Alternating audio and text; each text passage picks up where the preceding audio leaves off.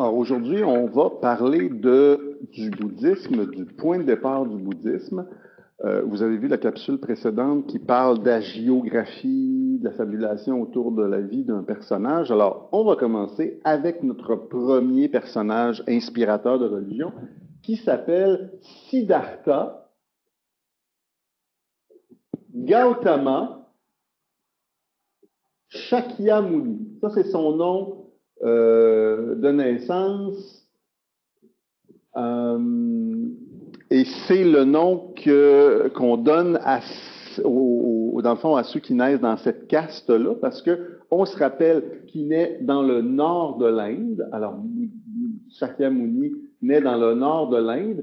La date de sa naissance, c'est pas clair. Alors, les recherches, les déductions, on n'a pas tout à fait une date précise. Il y a comme une fourchette qui parle de 700, 740, 720 avant Jésus-Christ à 680. C'est pas tout à fait clair, c'est pas vraiment important la date, mais on répète souvent que Bouddha aurait vécu 80 ans. Là, j'ai utilisé le mot Bouddha, mais tu as dit que je ne le dirais pas. Siddhartha Gautama, il ne s'appelle pas encore Bouddha, il va éventuellement s'appeler Bouddha, mais ça va prendre un certain temps.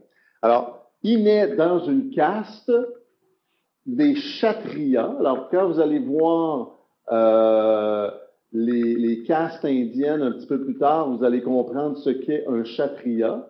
Et là, je vais me reprendre parce que je l'ai tellement magané. K-S-H-A-T-R-Y-I-A, Kshatriya. Alors, c'est la caste des guerriers, c'est la caste des princes, et son père est un roi de l'Inde.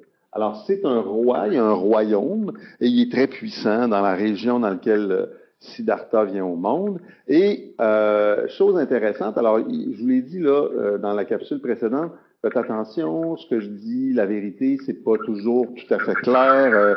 Je peux pas avoir de preuves de ce que je dis. Alors, ce qui est important, c'est les vertus pédagogiques de ce que je vais dire. Alors, on dit de Siddhartha que avant sa naissance, son père avait été averti qu'un être exceptionnel allait venir au monde, qui était voué à changer le cours de l'histoire. Donc déjà, il y a une prédisposition. Et Siddhartha est présenté comme un personnage unique par un devin à son père. Et son père va avoir une attitude très protectrice avec lui, finalement. Hein? Il vit dans un palais et il va dire à tout le monde, et il va interdire à Siddhartha de sortir de l'enceinte du palais. Alors, toute sa vie, essentiellement d'enfant et d'adolescent, il va vivre à l'intérieur du palais. Et il y a des gens qui vont venir, par exemple des professeurs ou des gens, des amis, qui vont venir pour le côtoyer, mais il va toujours être un peu confiné dans le palais. Et ça, c'est très important dans l'histoire de Siddhartha parce que, finalement, il n'est pas en contact avec l'ensemble du monde. Là. Il vit dans un univers protégé par son père. Il va vivre dans cet univers-là jusqu'à 29 ans. Donc, de 0 à 29 ans, Siddhartha vit vraiment comme un prince dans la ouate. Il va faire une vie de kshatriya, donc répondre aux attentes de son père, respecter les règles de la caste des kshatriyas, et entre autres se marier. Il va vivre un mariage, et il va même avoir un enfant avec son épouse. Donc, tantôt on a parlé de dharma, mais son père a eu son fils, Siddhartha, et a même eu son petit-fils, qu'on appellera Rahula. Je ne vous demande pas de retenir ça, c'est pour les jeux questionnaires, s'il y en a qui veulent apprendre ça, ça s'appelle Rahula. Alors, Siddhartha fait dans le fond jusqu'à 29 ans une vie assez standard de kshatriya, à part le fait qu'il n'est pas en contact avec le monde extérieur et il est protégé par son père. Et à 29 ans, à un moment donné, par un concours de circonstances, il réussit à sortir du palais. Et là, on entre dans la partie la plus importante de la vie de Siddhartha, c'est-à-dire qu'il va entrer en contact avec un monde qu'il ne connaît pas. Et il va faire 4 rencontres très significatives en sortant du palais. La première fois, c'est un peu par accident, mais après, il va comprendre que, il y a des choses qui m'échappent, là, et il va développer une espèce de curiosité. Alors, la première fois qu'il sort du palais, il rencontre un vieillard.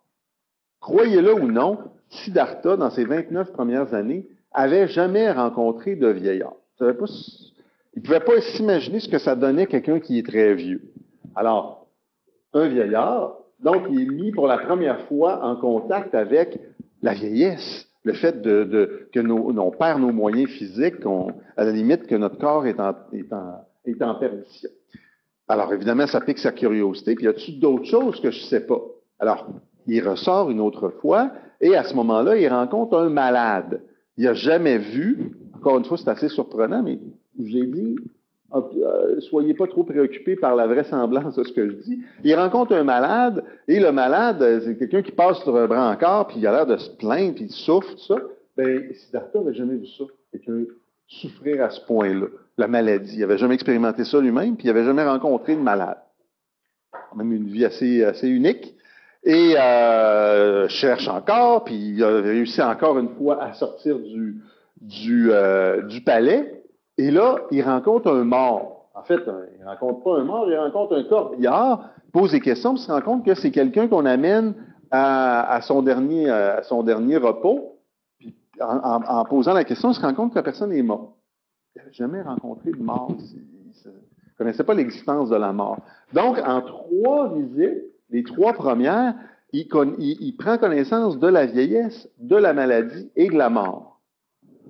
Il n'en fallait pas plus pour que Siddhartha réalise qu'il passait carrément à côté de réalités qui étaient très, très importantes. C'est bien beau vivre dans le palais, mais il faut manquer de rien, mais il faut quand même vivre dans un monde. Alors, il va finir par faire une 4e sortie, et ça va être la dernière, et ça va l'amener à carrément partir. Alors, la 4e sortie, il va rencontrer un sadhu. Ah! C'est là que ça nous amène à notre capsule d'introduction du module, où vous avez vu, j'ai parlé du pont avec l'hindouisme, personnage important dans l'hindouisme. Je vous rappelle qu'on est en Inde et qu'à cette époque de Siddhartha, il y a autour de lui des sadhus qui circulent, des sages, des personnages, des espèces de philosophes de la rue. Et lui, en sortant, il rencontre un sadhu comme ça et il se met à parler avec lui, puis il le trouve sage, il le trouve intéressant, il décide de le suivre. Alors, pour les bouddhistes, ce fait-là, cet événement-là, de Bouddha, de Siddhartha qui abandonne sa vie princière pour suivre un sadhu qui est au fond, pour aujourd'hui, pour nous autres, ça serait une espèce d'itinérant philosophe qui n'a rien avec lui. Imaginez, alors, on quitte la vie, le confort matériel extrême pour s'en aller avec un itinérant, puis faire sa vie. Alors, je vous rappelle, Bouddha, Siddhartha, quand il fait ça, il a 29 ans, et il va quitter. Alors, on appelle ça le grand départ. Chez les hindous, chez les bouddhistes, le grand départ, c'est très significatif. C'est quelque chose de fondamental. C'est l'abandon. C'est le renoncement. Il a renoncé à une vie d'aisance pour aller vivre une démarche complètement différente, une démarche spirituelle. Souvenez-vous de ce qu'on a dit sur Maya et Moksha. Donc, il était complètement dans le Maya, avec tous les besoins comblés, satisfaits, et là, il s'en va pour suivre un sadhu, et il va faire ça pendant 6 ans. Pendant 6 ans, il va vivre sur les routes avec un sadhu, à mendier, à réfléchir, à échanger sur le sens de la vie, essentiellement avec rien. Donc, il a abandonné. C'est un geste très symbolique pour les hindous. Quand vous voyez des représentations de Bouddha, je vous montrerai quelques images, vous allez remarquer que tous les Bouddhas qu'on vous représente, vous allez voir différentes formes, ont de très longs lobes d'oreilles. Les lobes d'oreilles, c'est un symbole, on en a dans toutes les religions, c'est un symbole de ce passage-là, de cet abandon-là. On a mis les lobes d'oreilles comme s'il était riche quand il était jeune, jusqu'à 29 ans, et il y avait de l'argent, des bijoux très lourds qui avaient étiré ses lobes d'oreilles. Il a tout abandonné ça, ses lobes sont restés longs, et c'est le souvenir, c'est le symbole de cet abandon, de ce renoncement. Donc, quand vous voyez Bouddha, portez attention à ces lobes d'oreilles, et ça renvoie à cette idée-là, à ce moment-là de la vie de Siddhartha qui deviendra éventuellement Bouddha. Alors, on pense à ça. Bouddha vit sur les routes avec un sadhu et il va passer 6 ans. Donc, de 29 à 35 ans, il va vivre en sadhu et les sadhus pratiquent la dévotion, pratiquent le yoga, pratiquent la recherche de connaissances et pratiquent l'ascèse. Et cette démarche-là va frapper Bouddha et lui, il va pousser ça à l'extrême. Donc, Bouddha, là, il va aller très loin, plus loin que tout le monde dans l'ascèse. Il va se priver de manger et de boire pendant plusieurs jours et il va se rendre presque à la mort.